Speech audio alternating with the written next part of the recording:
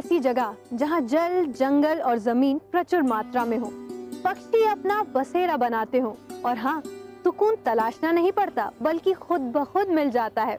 कौन सी है ऐसी जगह? चलिए चलते हैं ऐसी ही एक जगह की तलाश में। आखिर हमारी तलाश पूरी हुई और हम पहुंच गए एक ऐसी जगह जिस पर सहज ही विश्वास कर पाना मुश्किल हो पाता है। ये वो जगह है जिसे देखकर ऐसा लगता है कि प्रकृति ने खुद इसे सहेज कर रखा हुआ है। यहाँ घने जंगलों के बीच कल कल करती नदी की धार वो दृश्य पैदा करती है कि मन रम सा जाता है। मध्य प्रदेश की राजधानी भोपाल से महज 20 किलोमीटर की दूरी पर स्थित है बिलखिरिया गांव। रायसेन रोड से मात्र 2 किलोमीटर की दूरी पर स्थित बिलखिरिया गांव को प्रकृति ने आशीर्वाद देने में कोई कंजूसी नहीं की है। जहां गांव में अजनाल नदी पर बने सांकल डैम की वजह से यहां बरसात व सर्दियों में पानी की उपलब्धता बनी रहती है, वहीं झाड़ियों से भरे इस जंगल में शीशम और तेंदू जैसे पेड़ भी प्रचुर मात्रा में पाए जाते हैं, जो इस जगह की खूबसूरती को हमेशा कायम रखते हैं। बिलखिरिया गांव पहुंचने पर जब पहाड़ी स्थलों के बीच में से सांकल डैम के पानी को गुजरते हुए हम प्रत्यक्ष तौर पर देखते हैं तो कई बार आंखों पर विश्वास कर पाना मुश्किल हो जाता है।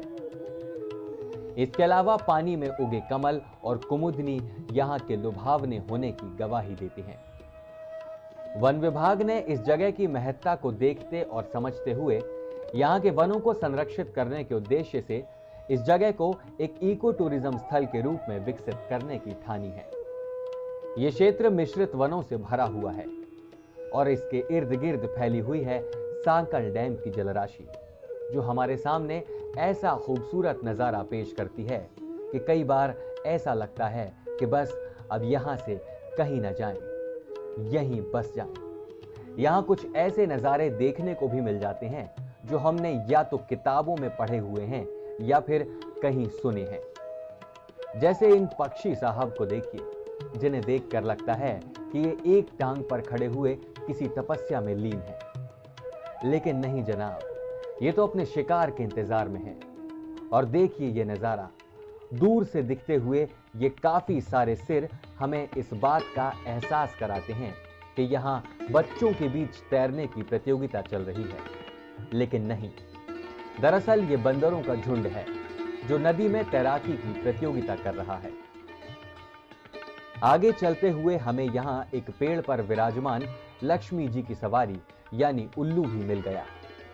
इन्हें देखकर ऐसा लगता है जैसे इन्हें वन विभाग ने यहाँ लोगों पर निगरानी करने के लिए मुस्तैद किया हो। वैसे अगर आप पक्षी प्रेमी हैं तो यहाँ आपको प्रवासी और अप्रवासी पक्षियों का पूरे साल भर डेरा मिल सकता है।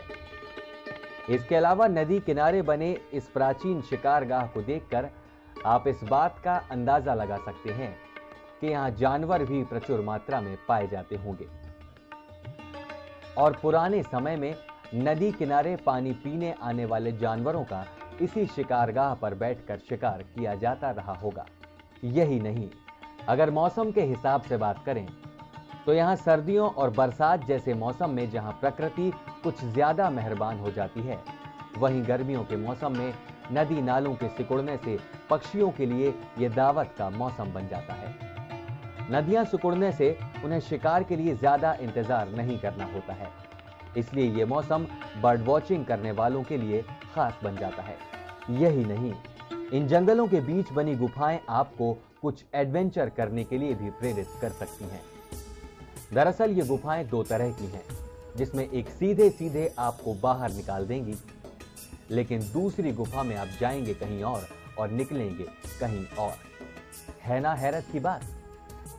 वहीं अजनाल नदी में बने इस डैम में लोगों की सैर के लिए भी विभाग ने बढ़िया व्यवस्था की है, जिसमें सैलानियों के लिए हैंडल बोट और कोरेकल जैसी बोट का इंतजाम किया गया है। वहीं हाउस बोट और मड हट जैसी सुविधाएं भी यहां उपलब्ध हैं।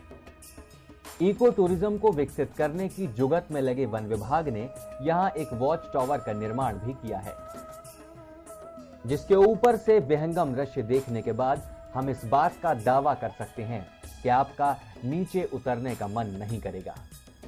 यही नहीं, एडवेंचर पसंद करने वालों के लिए वन विभाग ने यहां कई और योजनाएं बनाई हैं। हालांकि देखा जाए तो मौसम की मार का सैलानियों की आवाजाही पर कोई असर नहीं पड़ता। वो गर्मियों के मौसम में भी सूरज देवता के आक्रोश से बचते हुए चैन से भोजन का आनंद उठाते हुए देखे जा सकते हैं और यहां बने हुए लॉन में प्राकृतिक सौंदर्य का लुत्फ भी उठा सकते हैं। जब चलते चलते शाम हो जाए तो आप डूबते सूरज का नजारा लेने के लालच से नहीं बच सकते।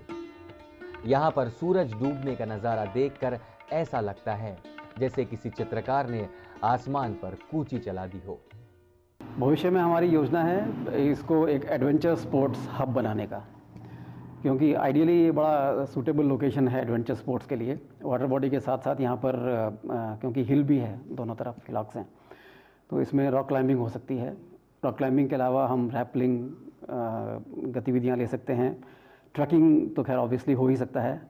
पैराग्लाइडिंग की भी इसमें संभावनाएं हम लोग तलाश कर रहे हैं कि शायद ये भी वहाँ पर हम कर पाएँ।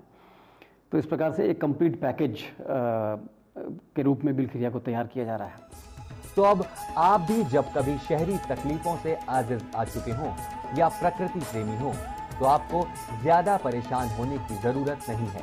बस निकल पड़िए बिलखिरिया की ओर, जहां से जब आप वापस लौटेंगे तो भी कई दिनों तक चैन की ठंडी बयार से आपका जहन तरोताजा रहेगा।